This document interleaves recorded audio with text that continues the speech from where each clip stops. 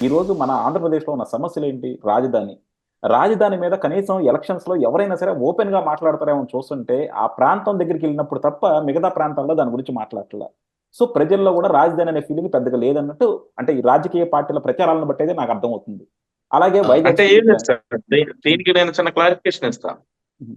రాజధాని అనే దాన్ని ప్రధాన ఎజెండాగా చేసుకుని లాస్ట్ టైం 2019 ఎన్నికల్లో తెలుగుదేశం పార్టీ పనిచేసింది. 2014 నుంచి 19 వరకు రాజధాని అంశం రాష్ట్ర ప్రజలందరికీ సంబంధించిన అంశంగా వాళ్ళు ప్రోపగండా చేసి, ప్రచారం చేసి, ముఖ్యమంత్రి గారు అదే పనిలో ఉండి దాన్ని ఎలక్షన్ ఎజెండాగా ముందుకు తీసుకెళ్లారు. కానీ అది ఒక నియోజకవర్గానికి మాత్రమే పరిమితమై చేసుకున్నారు ప్రజలు. హ్మ్. రాజధాని అనేది రాష్ట్ర ప్రజల అంశంగా, రాజధాని నిర్మాణం అనేది రాష్ట్ర ప్రజల అంశంగా ప్రజలు తీసుకోలేదు ఆ ఎన్నికల్లో. అది ఎవరు తప్పంటారు సార్? ఇది బేసిక్‌గా చూసుకుంటే ఇప్పుడు ఆ హైదరాబాద్ నుంచి విడిపోతున్నప్పుడు గూడా అందరూ గగ్గోలు పెట్టిందేంటి? హైదరాబాద్ లాంటి నగరాన్ని మనం వదిలేసుకొస్తున్నాం అని జెప్పారు. సో, దానికి ధీటుగా మనందరికి కలలు అంటే మనందరి ఇన్‌స్పిరేషన్స్‌ని మళ్ళా నింపటానికి మళ్ళా దానికి ధీటుగా ఒక క్యాపిటల్ కడతాము అని దాని గురించి పెద్ద ప్లానేశారు. డెఫినెట్‌గా మనకు విజయవాడ, గుంటూరు మధ్య అమరావతి అనేది చాలా గొప్ప సిటీగా రాబోతుంది. మనం అన్నీ చూస్తే అర్థమవుతుంది. అలాగే పక్కన పోలవరం. ఒక పక్కన పోలవరం, ఒక పక్కన అమరావతి ఇలా రెండిటిని కూడా చాలా ప్రోగ్రెసివ్‌గా తీసుకెళ్తా ఉన్న చంద్రబాబు గారిని కొన్నిటికి లోబడి జనాలు పక్కన కూర్చోబెడితే, వాళ్ళు గూడా ఇంకా ఇలాంటివి వెల్‌ఫేర్ స్కీమ్స్ మీదే పడతారు గదా! ఇందాక మీరు చెప్పారు మొదట్లో ఒక మాట. డెవలప్‌మెంట్ అనేది సుదూర ఇది అన్నమాట. అది ఎప్పుడవుతుందో, అది మన చేతికి ఎప్పుడొస్తుందన్నది ప్రజలు కూడా గ్రహించలేరు. అదే వెల్‌ఫేర్ ఆ! అంటే ఈరోజు సరే. తీసుకొచ్చి నీ నోట్లో పెట్టేస్తున్నాను అన్నట్టుంది. సో, ప్రజలకు గూడా ఇలాంటి అలవాటు పడిపోతున్నప్పుడు ఇప్పుడు తప్పు ప్రజలదే అవుతది గదా! నీకేం కావాలో అంటే నీకు ఇక్కడ తెలియనప్పుడు. రాజధాని విషయంలో లాక్ లాక్ చేయడంలో చంద్రబాబు నాయుడు గారు విఫలమయ్యారు. హ్మ్. లాక్ చేయడంలో. లాకింగ్ పీరియడ్ ఉంటది కదా! ఇప్పుడు రాజధాని అనేది ఒక 50 ఏళ్ళు పడుతుంది. ఇప్పుడు మేము మొదలుపెట్టాము అనే విషయాన్ని ప్రజల్లోకి తీసుకెళ్ళకండా ఆయన, హ్మ్. ఈ రాజధాని అనేది 5 ఏళ్లలోనే నిర్మించేస్తున్నాం మేము. ఈ 5 ఏళ్లలోనే మొత్తం అమరావతి అయిపోతుందనే ఫ్లేవర్ క్రియేట్ చేశారాయన. అందువల్ల ప్రజలు ఆ ఫ్లేవర్‌ని తీసుకోలేకపోయారు. ఒక 30 ఏళ్ళు, 40 ఏళ్ళు, 50 ఏళ్ళు జరిగే ఒక కార్యక్రమాన్ని 5 ఏళ్లలోనే నేను పూర్తి చేస్తానన్నంత హడావుడి చేసేయడం వల్ల చంద్రబాబు నాయుడు గారికి నష్టం జరిగింది. దానివల్ల ఆంధ్రప్రదేశ్ ప్రజలు ఒక రాజధానిని కోల్పోయారు. హ్మ్. కొన్ని వేల ఉద్యోగాలు కోల్పోయారు. ఎంతో మందికి ఉపాధి కోల్పోయింది. ఇప్పుడు హైదరాబాద్‌లో 10 లక్షల మంది ఉన్నారు సార్ సాఫ్ట్‌వేర్ ఇంజినీర్లు. అంటే సాఫ్ట్‌వేర్ ఇంజినీర్లు 8 లక్షల మంది అఫీషియల్‌గా ఉంటే, వాళ్ళ మీద ఆధారపడుతున్న ఇంకో 2 లక్షల కుటుంబాలున్నాయి. హ్మ్. ఏది ఇంట్లో స్వీపర్లు కావచ్చు, అది కావచ్చు, ఇది కావచ్చు. అంటే దాదాపు 10 లక్షల మంది సాఫ్ట్‌వేర్ పేరుతో ఉద్యోగాలొచ్చాయి. 10 లక్షల మంది అంటే ఇంటూ 1,00,000 సార్. హ్మ్. ఇంటూ 1,00,000 అంటే ఎన్ని కోట్లొస్తాయి సార్? ఎన్ని కోట్ల రూపాయల టాక్స్ ప్రభుత్వానికొస్తది? ఇదంతా మనం మిస్ అవుతున్నట్టే గదా! సో, అందువల్ల ఏంటంటే చంద్రబాబు నాయుడు గారు దాన్ని ఎప్పీల్ చేయడంలోనే, రాష్ట్ర ప్రజలకు ఎప్పీల్ చేయడంలోనే తప్పు పట్టారు. అంటే తప్పులో ఆయన సరిగ్గా ప్రెజెంట్ చేయలేకపోయారు. హ్మ్. ఇప్పుడు రాష్ట్ర రాజధాని నిర్మాణం జరుగుతుంది. మేము చేస్తున్నామని దాన్ని ఒక రోజుకి పరిమితం చేస్తే బాగుండేది సార్. పోలవరానికి ఓ 2 రోజులును, మిగిలిన 5 రోజులు రాజధానికి కేటాయించి మొత్తం రాష్ట్ర పరిపాలన, రాష్ట్ర నియోజకవర్గాల్లో ఏం జరుగుతుందో తెలియకుండా, పరిపాలన ఏం జరుగుతుందో తెలియకుండా వదిలేసి, చిత్తూరులో ఉన్నవాడు అమరావతి కోసం ఆలోచించాలా, శ్రీకాకుళంలో ఉన్నవాడు అమరావతి కోసం ఆలోచించాలా, ప్రకాశం జిల్లాలో ఉన్నవాడు అమరావతి కోసం ఆలోచించాలా, రాజమండ్రిలో ఉన్నవాడు అది అమరావతి అది కోసం అది నేను ఆలోచించాలా. అది నేను కంప్లీట్‌గా ఒప్పుకోను సార్. ఎందుకంటే అప్పుడు మనకి స్మార్ట్ సిటీస్ అని జెప్పేసి ఒక 5నో, 4 ఎంపిక చేసి ఆటిలిని కూడా బానే డెవలప్ చేశారు. వాటి మీద కూడా ఫోకస్ పెట్టారు. సో, నేను ఇది కంప్లీట్‌గా అంటే ఆయన పోలవరాన్ని, అమరావతిని ప్రయారిటీ తీసుకున్నారు గానీ, మిగతాయన్నీ ఇగ్నోర్ చేశారంటే మాత్రం నేను ఒప్పుకోను. ఎందుకంటే ఇగ్నోర్ చేస్తే మీకు సార్, సార్, పట్టిసీమ సార్, వచ్చేది కాదు. పట్టిసీమ వచ్చేది కాదు. సార్, అలాగే మనకి సార్ హ్మ్. నేనప్పుడు కియా సార్ పరిశ్రమ నేనప్పుడు వచ్చేది కాదు. ఇప్పుడు కియా పరిశ్రమ వచ్చిందండి. నేనప్పుడు పని చేశాను సార్. నేనప్పుడు హ్మ్. చాలా గవర్నమెంట్‌తో చాలా క్లోజ్‌గా పనిచేశా. హుహు. ఇప్పుడు మిగిలిన పనులు జరుగుతున్నాయా లేదా అనేది పక్కకు పెడదాం సార్ ఒకసారి. అంటే పట్టిసీమ వచ్చింది, పోలవరం పనులు పూర్తవుతున్నాయి. మీరు అంటే శాటిలైట్ అహా! సిటీ ఇప్పుడు అనేది మనకి సెంట్రల్ గవర్నమెంట్ క్లెయిమ్ చేసుకుంది సార్. అలా కాదు సార్. మనకి సెం శ్రీ సిటీలో ఎన్ని ఇండస్ట్రీస్ వచ్చినాయో చూసాం. హీరో హోండా ఇండస్ట్రీ గాని, మిగతాయి గాని వచ్చినియి. అలాగే మనకి కియా అదే కంపెనీ వచ్చింది. నేను సో సార్ నేను చెప్పేది అది కాదు సార్. నేను చెప్పేది అంటే రాలేదు అని చెప్పట్లేదు. అలా కాదు. అంటే రాలేదు అని నేను అని ఇప్పుడు చెప్పట్లేదు. ఇప్పుడు చంద్రబాబు గారు దాన్ని ఎలా క్లెయిమ్ చేసుకున్నారో, అలాగే మనం కూడా ఏంటంటే ఆయన ఏమి చేయలేదని చెప్పడం కూడా తప్పవుద్దన్నది నా భావన అంతే. నేను చంద్రబాబు గారి పక్షానికి నేనిక్కడ ముందుంటాను. పనుల కోసం చెప్పట్లేదు సార్. హ్మ్. సార్ నేనిక్కడ పనుల కోసం చెప్పట్లేదు. పబ్లిసిటీ కోసం చెప్తున్నా. హ్మ్. చంద్రబాబు నాయుడు గారు 24 గంటలు అమరావతి కోసమే మాట్లాడారు సార్. ఉమ్. 20 గంటలు ఆ పోలవరం కోసమే మాట్లాడారు సార్. అంటే మరి శ్రీ సిటీ ఏమైంది, కియా ఏమైంది, అదేమైంది ఇదేమైంది, ఇప్పుడు మీరు చెప్తున్నాయని ఎప్పుడైనా మాట్లాడారా సార్? నేను ఆయన ప్రతి ప్రెస్ మీట్ కి 5 ఏళ్లలో ప్రతి ప్రెస్ మీట్ కి అటెండ్ అయ్యాను దాదాపుగా, 1-2 తప్ప. ఆ? అన్ని మీటింగులకి చూశాను, మొత్తం గవర్నమెంట్ స్కీమ్స్ అన్ని యాక్టివిటీస్ అని చూశాను. కానీ పబ్లిసిటీ అనేది ఒకటి ఉండదు కదా సార్, ప్రజల్లోకి తీసుకెళ్ళలేదు. ఇక్కడ మీరు ఏం చేస్తున్నారో, ఇప్పుడు మీకు ఒక అభిప్రాయం ఉంది, నాకు ఒక అభిప్రాయం ఉంది, ఆ అవతల మన సార్కి అరుణ్ గారికి గౌతమ్ గారికి ఆయనకు ఒక అభిప్రాయం ఉంది. ఉమ్. ఈ అభిప్రాయం మనం కూర్చుని మాట్లాడుకుని బయటకు వదిలితేనే కదా సార్ తెలిసేది. బయటకు వదిలిందే, బయటికి పంపిందే పబ్లిసిటీ. ఆ పబ్లిసిటీ అంతా అమరావతి మీద, పోలవరం మీద తప్ప ఇంక దేని మీద చేయలేదు సార్ చంద్రబాబు నాయుడు. దానివల్ల చాలా నష్టం జరిగింది. సో నేను అనేది అదే, ఇప్పుడు మీరు పెద్ద డెవలప్మెంట్ చేయండి వద్దని ఎవరు అనరు, ఒక పెద్ద సంక్షేమం చేయండి వద్దని ఎవరు అనరు. కానీ దానికి ఇయే పట్టుకుని 1-2 పట్టుకుని వేలాడటం అనేది కరెక్ట్ కాదు. ఇప్పుడు హైటెక్ సిటీ కట్టాడు చంద్రబాబు నాయుడు గారు, అంత పబ్లిసిటీ ఎప్పుడైనా చేశాడా సార్? హైటెక్ సిటీకి అప్పుడు డ్వాక్రా సంఘాల కోసం మాట్లాడాడు, డ్వాక్రా సంఘాల అది డెవలప్మెంట్ అయిపోయిన తర్వాత, వెలుగులోకి వచ్చిన తర్వాత అదే మనం పబ్లిసిటీ చేశారు. ఈ 2 డిఫరెంట్ ఆస్పెక్ట్స్ అండి. హైటెక్ సిటీ అనేది ఒక బిల్డింగ్, కానీ రాజధాని అనేది ఒక నగరం. సో ఒక నగరంగా మనం చూస్తే చంద్రబాబు గారు ఇప్పుడు బేసిక్ గా జనాల నుంచి ఇప్పుడు 33,000 ఎకరాలు ప్రొక్యూర్ చేసుకోవడం అన్నది మామూలు విషయం కాదు. అది నిజంగా చాలా గొప్ప అచీవ్మెంట్. దాన్ని ఏంటంటే సంహౌ సొసైటీ కూడా అంత రికగ్నైజ్ చేయాలి. పొలిటీషియన్స్ వాళ్ళకి కావాల్సినట్టు వాళ్ళు క్రిటిసైజ్ చేస్తారు, కానీ 33,000 ఎకరాలు తీసుకోవడం 33,000 ఎకరాలు కాదు కదా సార్. ఇక్కడ నేను శ్రీకాంత్ గారు మీతో నేను ఏకీభవించను.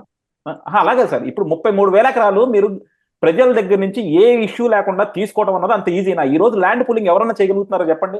ఎవరన్నా ల్యాండ్ పూలింగ్ చేయగలుగుతున్నారా? సార్ ప్రభుత్వం తలుచుకుంటే ఎన్ని వేల ఎకరాలైనా సరే ఇట్టే తీసుకొచ్చి సార్. ఇప్పుడు జగన్మోహన్ రెడ్డి ఈ ఊర్ల చివర ఇల్లు కడటానికి తీసుకోవడానికి చాలా కష్టపడ్డాడు సార్. ఆయన కొనుక్కోవాల్సి వచ్చింది సార్. అవన్నీ సార్ గవర్నమెంట్ తలుచుకుంటే ఏదైనా చేయొచ్చు సార్. ఇప్పుడు కాకినాడ SEZ ఒకటి ఉంది సార్, కాకినాడలో SEZ ఒకటి ఉంది. ఆ SEZ 10,500 ఎకరాలు మొత్తం ప్రభుత్వ అధికారుల దగ్గరుండి లాగేసుకుని ఒక వ్యక్తికి అప్పగిచ్చేశారు. కానీ ఆ SEZ పర్మిషన్ అసలు ఆ గ్రామాల్లో లేనే లేదు. కాకినాడ చుట్టూ ఉన్న ఒక 5-6 గ్రామాలకు పర్మిషన్ ఉంటే, ఆ గ్రామాలు తప్ప అన్ని గ్రామాల్లోనూ ప్రొక్యూర్ చేశారు, ల్యాండ్ లాగేసుకున్నారు. ప్రభుత్వం తలుచుకుంటే 10 నిమిషాలు పని సార్, ఏదైనా చేయగలదు.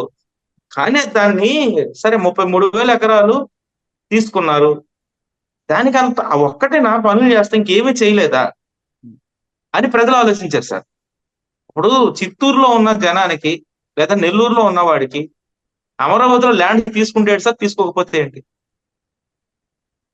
అనంతపురంలో ఉన్న వాడికి అమరావతి ల్యాండ్ తీసుకుంటే తీసుకోకపోతే ఏంటి సార్? శ్రీకాకుళం, విజయనగరం ఇక్కడ ఉన్న వాళ్ళు అందరికి అవసరమా సార్ అది? ఈ నెరేటివ్ చెప్పడం కూడా మన తప్పే కదండి. ఇప్పుడు ప్రజలకు అర్థం కాని అర్థమయ్యేలా చెప్పడం మన బాధ్యత. కానీ మంచిదాన్ని కూడా మనం ఇది కరెక్టేనా, ఇది చేసుకోవడం వల్ల లాభం ఏంటని చెప్పడం కూడా మన తప్పే అవుతుంది కదా. ఇప్పుడు ఆ పని వెనకాల మంచి ఉందా, రేపొద్దున రాష్ట్రానికి వాల్యూ యాడ్ అవుతుందా, మంచి జరుగుతుందా లేదన్నది మనం చూసి దాన్ని మనం ఎండోర్స్ చేయాలి. అంతే తప్ప మనం కూడా రాజకీయ నాయకుల్లాగానే తప్పులు ఎదుగుతా ఉంటాం కరెక్ట్ అవుతుంది అంటారా చెప్పండి? సార్ ఇప్పుడు అమరావతి మీద డిబేట్ పెట్టారు కదా, చివరిలో అనుకోకుండా అమరావతి డెవలప్మెంట్ హాస్పిటల్ లో డిబేట్ వచ్చింది కదా. రేపు పెడతారా దీని మీద? డెఫినెట్ గా సార్, ఎల్లుండి నేను అదే అంటున్నాను సార్. అదే సార్, ఇప్పుడు ఒకే విషయాన్ని పట్టుకుని రోజు ప్రతిరోజు రుద్దుతూ ఉంటే మాకే విసుకొచ్చింది సార్. ప్రెస్ మీట్లకు వెళ్ళడానికి, అమరావతి మీద ఆ కాన్సెప్ట్లు వినడానికి మాకే విసుకొచ్చింది.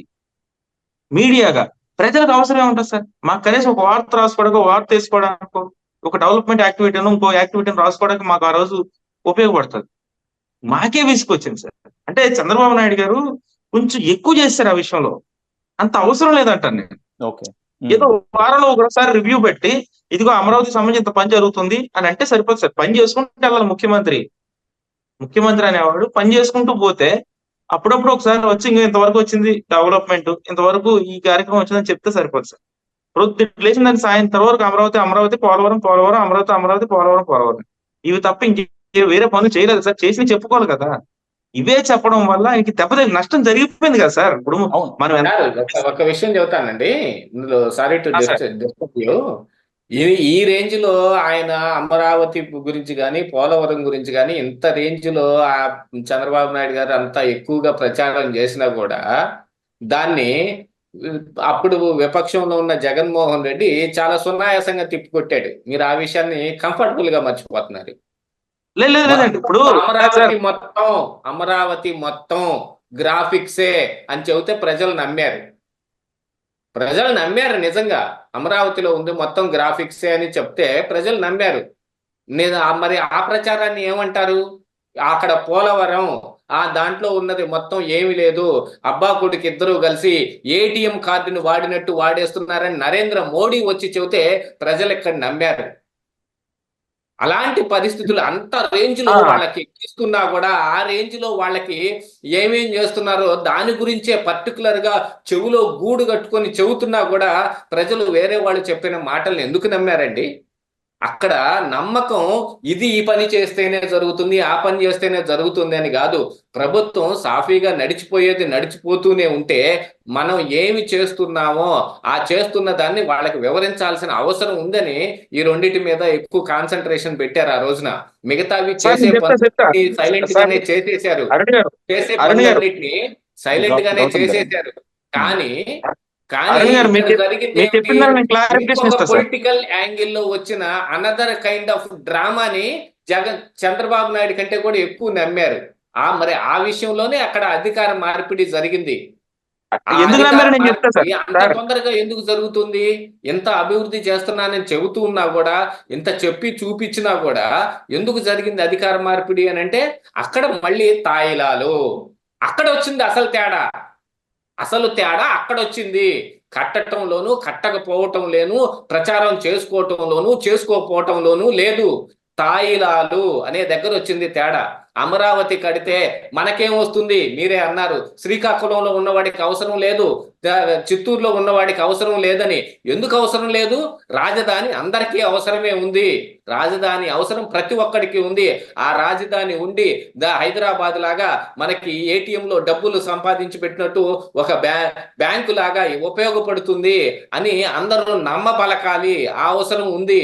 అమరావతికి ఆ నవనగరాల నిర్మాణం ఒకటి జరిగితే అందులో పెద్దగా ఎక్కువగా డబ్బులు వస్తాయి. ఇప్పుడు ఐటీ కంపెనీ లాంటివన్నీ వచ్చే అవకాశం ఉంది, గ్లోబల్ ఇన్వెస్ట్మెంట్స్ వచ్చే అవకాశం ఉంది అనేది ఆ రోజు చంద్రబాబు నాయుడు చెప్పినా కూడా ఎవరికి అది ఎప్పుడుకో వచ్చేది, ఎప్పుడు జరుగుతుంది అని ప్రజలు ఎందుకు అనుకున్నారు అని అంటే ఇమీడియట్ గా నెక్స్ట్ మీ నోట్లో ముద్ద పెట్టినట్టు నేను ఒక తాయిలం వేస్తాను అని జగన్మోహన్ రెడ్డి చెప్పటం వల్ల ఆ రోజు అధికార మార్పిడి జరిగింది. ఎన్ని జరిగినా కానీ ఈ డ్రామా మొత్తం వచ్చి రాజకీయం దగ్గరే ఆగుతుంది. ప్రజల సంక్షేమం పేరుతోటి మీకు నేను ఇది చేస్తాను, మీకు ఇది నేను ఉచితంగా ఇస్తాను అనే దగ్గరికి వచ్చి ఆగుతుంది. ఇలాంటి ఈ సబ్జెక్టుని ఏంటంటే లేదండి మనమే కొంచెం బ్యాలెన్స్డ్ గా ఎటువైపుకి మొగ్గకుండా చేయాల్సిన అవసరం మన మీద ఉంది. ఎందుకంటే రెండు వైపుల నుంచి ఎత్తు చూపించాల్సిన. అమరావతిలో ఎలాంటి నిర్మాణాలు జరుగుతున్నాయనే దాని మీద నేను ఒక 2.5 సంవత్సరాలు మొత్తం ఈ కృష్ణా గుంటూరు జిల్లాలన్నీ తిరిగి రాసిన బుక్స్ అది. చూడండి, నేనే రాసేసాను. ఈ బుక్ కి నేను 5.5 లక్షలు ఖర్చు పెట్టాను సార్, నా సొంత డబ్బులు. ఈ బుక్ లో మొత్తం అమరావతిలో ఏమేమి ఉన్నాయి, ఎలా ఉన్నాయి అనేది వండర్ఫుల్ బుక్ సార్ ఇది. మీరు అన్న ప్లాన్స్ అన్ని ఇందులో ఉన్నాయి. హిస్టరీ ఉంటది, టూరిజం ఉంటది, అన్ని ఉంటాయి సార్ ఇందులో. ఇదిగోండి అమరావతికి రాజధాని, ప్రజా రాజధాని. ఇదిగోండి నేను దీని మీద 2.5 సంవత్సరాలు కష్టపడి రాశాను సార్ ఈ బుక్ ని. ఓపెనింగ్ సంబంధించి మీరు అనుకున్న గ్రాఫిక్స్, డిజైన్స్ అన్ని ఇందులో ఉంటాయి సార్. ఇది నా సొంత డబ్బులు, నేను 5.5 లక్షలు ఖర్చు పెట్టాను సార్. చూడండి బుక్ దీన్ని రేయం బాగా కష్టపడి రాశాను ఇది. దీని మీద నేను ఈ పుస్తకం రాయడానికి ప్రతిరోజు తెల్లవారు 4 గంటల వరకు 2.5 సంవత్సరాలు, ఒక రోజు కాదు 2.5 సంవత్సరాలు రీసెర్చ్ చేశాను. 5.5 లక్షలు డబ్బులు ఖర్చు పెట్టాను. అంటే మీరు అన్న రాజధాని అంశం మీద నాకు ఎంత గ్రిప్ ఉందో చెప్పడం కోసం నేను చూపిస్తున్నాను ఈ బుక్ ని. అయితే చంద్రబాబు నాయుడు గారు గ్రౌండ్ లెవెల్ చేసి చెప్పాలన్నారు కదా, నేను చెప్పేది అదే సార్. ఆయన చెప్పలేదు గ్రౌండ్ లెవెల్లో జరిగాయి. అన్ని గ్రాఫిక్స్ చూపించేవాడు. ఐఏఎస్లకు ఐపీఎస్లకు కట్టినటువంటి భవనాలు నిర్మాణం ఎలక్షన్ ముందు చూపించాడు ఆయన. అప్పటి వరకు కూడా ఆ వంతెన డిజైన్, ఈ వంతెన డిజైన్లు చూపించాడు, అన్ని గ్రాఫిక్స్ చూపించాడు తప్ప ఆయన ప్రాక్టికల్ గా జరిగే పనులు ఏమి చూపించలేకపోయారు. చూపించలేకపోవడం వల్ల మీరన్నది జరిగింది. ప్రతిపక్షాలు దాన్ని అవకాశంగా చేసుకున్నాయి, చేసుకుని అధికార మార్పిడి చేసుకుని దాంట్లో కులం అనే దాన్ని కుమ్మరించి దాన్ని వేరే విధంగా మార్పులు చేర్పులు చేశారు. సో ఇక్కడ జరిగిన నష్టం ఎవరు జరిగింది సార్? ప్రజలకే జరిగింది. నేను అంతకు ముందే చెప్పాను, హైదరాబాద్ లాంటి రాజధానిలో 10 లక్షల మంది ఓన్లీ సాఫ్ట్వేర్ లో పనిచేస్తున్నారు. మరి మిగిలిన ఇంకా చాలా రంగాలు ఉన్నాయి. ఒక రాజధాని వస్తే అందరికి ఉపయోగమే, శ్రీకాకుళంకి ఉపయోగం, అనంతపురం. కానీ నిర్మాణం జరిగేటప్పుడు ఎవరికి ఉపయోగం? ఆ విషయాన్ని ప్రజలకు పదే గ్రాఫిక్స్ చూపిస్తూ చంద్రబాబు నాయుడు గారు తప్పు చేశారు. ఇది ఎవరి ఇంట్రెస్ట్ కాదు, నా ఇంట్రెస్టే. ఈ బుక్ నేను రాసింది నా ఇంట్రెస్టే. కనీసం దీనికి స్పాన్సర్ కూడా దొరకలేదండి. అది తర్వాత వేరే విషయం. అంటే అప్పుడు ఒక గ్రూప్ నే పట్టించుకున్నారు. మీరు ఆ గ్రాఫిక్స్ చేసే గ్రూపులనే పట్టించుకున్నారు, ఆ గ్రాఫిక్ డిజైనర్లని. కాదండి, అది అలా కాదు. గ్రాఫిక్స్ చేసే గ్రూపుల్ని అంటే ఇప్పుడు కేవలం మనం అమరావతి గురించి మాట్లాడుకుంటున్నాం అనే అక్కడే కన్ఫైన్ అవ్వకండి. మీరు తర్వాత దాంతో పాటుగా చేసిన ఆ పరిపాలన కూడా చూడండి. 200 పెన్షన్ ని 1000 రూపాయలు చేసిన చంద్రబాబు నాయుడే. మరి అది ఎందుకు గుర్తులేదండి? ప్రజలకు ఎందుకు గుర్తులేదు? చెప్పుకోవాల్సిన పని లేదండి. తీసుకునే వాడి గుర్తు లేకపోవటం ఏంటి? నెల నెల చేతికి వస్తున్న 1000 రూపాయల డబ్బులు గుర్తు లేకపోవటం ఏంటి? కాదు, అక్కడ ఆశ. జగన్మోహన్ రెడ్డి నేను వస్తే ఏదైనా సరే ఎక్కువ చేసేస్తాను. చంద్రబాబు నాయుడు చివరి రోజుల్లో 2000 చేశాడు. 2000 చేశాడా? నేను 3000 చేసేస్తాను. ఆశ. ఇంకా ఎక్కువ చేస్తారు, ఇంకా ఎక్కువ వస్తుంది అని ఆశ ఒకటి ఉంటుంది. ఎప్పుడు వస్తుంది ఆశ? ప్రజల్లో సరిపోయిన వనరులు లేనప్పుడు వస్తుంది. ఆ వనరులు కేవలం అమరావతితోనే వస్తాయనో, లేకపోతే మన వీళ్ళు తీసుకుంటున్న ఈ విధానాలతోటే వస్తాయనో కాదు జరిగేది. ఆ ప్రజల్లో వాళ్ళలో ఉన్న సామర్థ్యం పెరిగినప్పుడు వస్తుంది. సామర్థ్యం పెంచడానికి ఈ ఒక్క చంద్రబాబు నాయుడు, ఈ ఒక్క జగన్మోహన్ రెడ్డి, ఈ ఒక్క నరేంద్ర మోడీ కాదు, అమెరికా లాంటి అగ్ర రాజ్యాలు కూడా ప్రజల యొక్క సామర్థ్యాన్ని పెంచటానికి వాళ్ళు ఏమాత్రం కృషి చేయటం లేదు.